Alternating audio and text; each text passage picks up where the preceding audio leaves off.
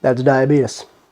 Portillo's in Chicago is what In-N-Out is to Californians, or what Shake Shack is to New Yorkers. It's a name synonymous with the city, which happens to be where we are right now. Whether you love it or you think it's overrated, you can't argue that Portillo's is one of Chicago's most popular culinary exports. Maybe you know them for their Italian beef or their hat dags, but they're also known for something a little more caloric. Okay, so imagine a milkshake, then imagine a super rich, fudgy, decadent piece of chocolate cake that's reminiscent of that scene from Matilda. Eat it. That cake looks so good. Okay, so now imagine if those two things had a baby, it would be what we're about to make. Let's start with the cake component of the cake shake, which is more or less a devil's food cake with a fudgy pseudo-ganache frosting. Just a heads up, I will be listing off ingredients in grams because, let's face it, weight is a lot more accurate when it comes to baking. But for all my anti-scale folks, I will have imperial measurements on the recipe on my website. Add 3 sticks or 340 grams of unsalted butter to a large pot over medium heat. Pour in 290 grams of strong black coffee, then stir the whole thing around until the butter melts. Once melted, whisk in 43 grams of dark chocolate and 140 grams of Dutch processed cacao powder. Dutch processed cacao powder is darker and smoother than regular cacao powder, and I really do recommend seeking it out because it's what's going to take this cake to the next level. However, regular cacao powder works fine too. Then it's in with 270 grams of the shugs and 12 grams of vanilla paste or vanilla extract. Either one works, I'm using paste. Once that's smooth, add 240 grams of mayonnaise. Yes, you heard me right, mayonnaise. It's pretty much what made this cake famous. And 3 whole eggs.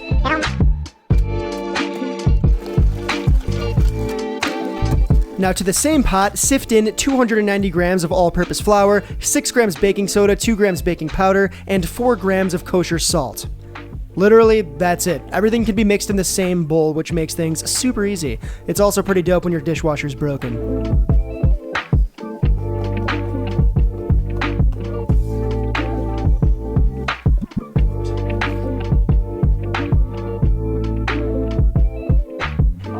Once that's smooth, line 2 8-inch cake pans with parchment paper, which is just going to help the whole thing from sticking.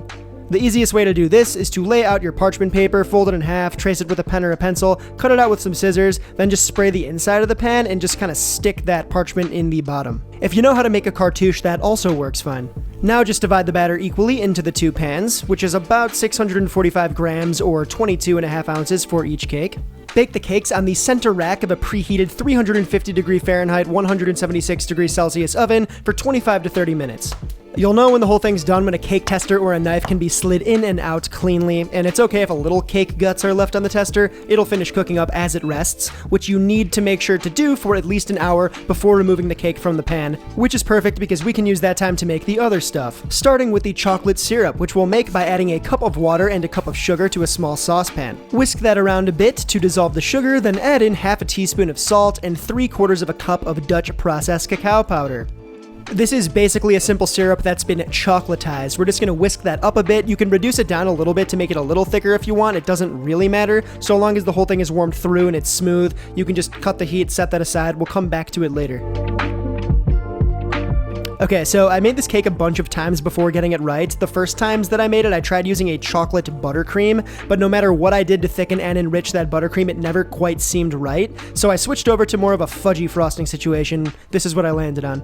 To a saucepan, add 2.5 sticks or 290 grams of unsalted butter, 300 grams of dark chocolate, I'm using 70% cacao, 300 grams of heavy cream, 195 grams of powdered shugs, 12 grams of vanilla paste or extract, and 4 grams of kosher salt. Whisk that all together until silky smooth, and yeah, that's the frosting. Couldn't really be any easier. Okay, from here we need to chill this thing down, and you can stick it in the fridge and stir it every 10 minutes until you get a spreadable consistency, but we ain't got time for that. So we're gonna do things a little more efficiently and chill this down in an ice bath like so. Simply plop the pan over ice and stir, stir, stir until the mixture is chilled down to a viscous, spreadable consistency. I really wish I could get a little more precise here, but it's not really something that you can measure, so this is what you're gonna go for. You can just spread it in the thing and in the actual bowl, and you can just see how that would spread on a cake. And when you get to that point, you're done. Okay, let's build this thing. Now, the OG Tillo's cake is double layered with a slight dome.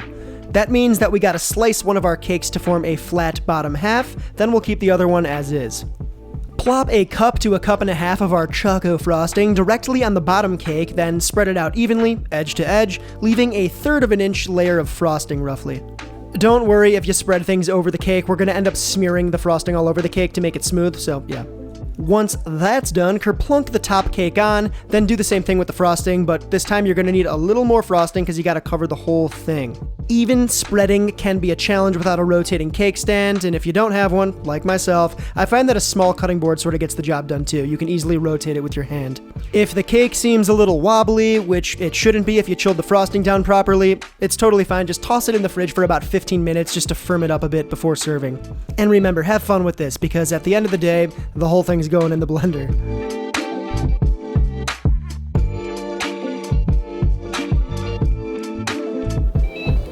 The stakes are high!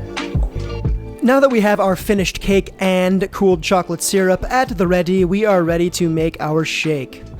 So at Portillo's, they have these giant milkshake machines with these arms on it, with these immersion blender, stick handheld blender sort of inserts. Some of us have these immersion blenders, but most of us probably have a regular blender. So today I'm gonna show you how to make sort of a properly dispersed cake shake in one of these.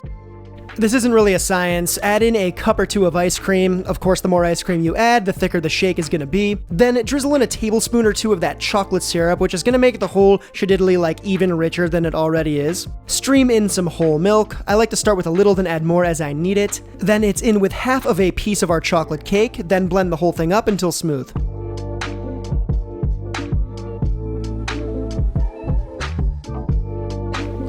All right. Now take the remaining half of that piece of cake and stick it directly into your favorite serving glass, pour the blended shake over the top, and boom! You now have a homemade cake shake with both chunky and smooth textures, just like the real deal that they serve here in Chicago. All right, let's try this thing. First, I'm gonna do a little straw sip.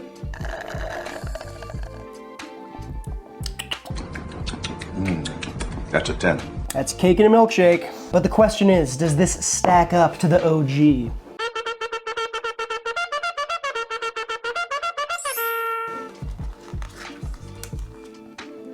Oh yeah. Okay. Well, there's the cake. It almost tastes like maltier. Like the ice cream is vanilla, but it's like vanilla-y ice cream rather than vanilla ice cream, if that makes sense. I think it's kind of like a mix or something. It tastes good though. I mean, it's all really good. But gotta rinse the palate. We got a nice chunk of cake in there too. Definitely a little more liquidy. You could add more ice cream if you want. This is a lot richer. This homemade one's a lot richer. That's probably because of the Dutch processed cacao that we added to literally like every single element to this milkshake, and cake. So yeah, does it stack up? I definitely think so. I'm a little biased, but should we analyze their cake up close too? Oh, that's nice. They give you a little spoon. You can see it's a little darker, just in general. Ours is like definitely richer and fudgier. Theirs is softer and more cakey, if you will. All right, so main takeaway here is that if you want to do it, you easily can recreate the cake shake at home, right? Just follow the recipe from this cake, put it in a milkshake, a little bit of chocolate syrup, you're gonna be good. Little taste of Chicago to your crib. Let me know if you've been to Portillo's, what's your favorite menu item? Shout out cheesy beef lovers, what's good? If you've never been to Portillo's and you wanna go, write in the comments what you're most stoked about trying. Also, let us know how we're doing, right? Did you like this video? What can we do better? What can we change? If you have something that you'd like to see me cook or, put into a milkshake, let us know too. TY, so much for watching. Like the video, subscribe to the channel if you're new. If you're part of the Omnivore Nation already, thank you for being here, and I shall see you next time.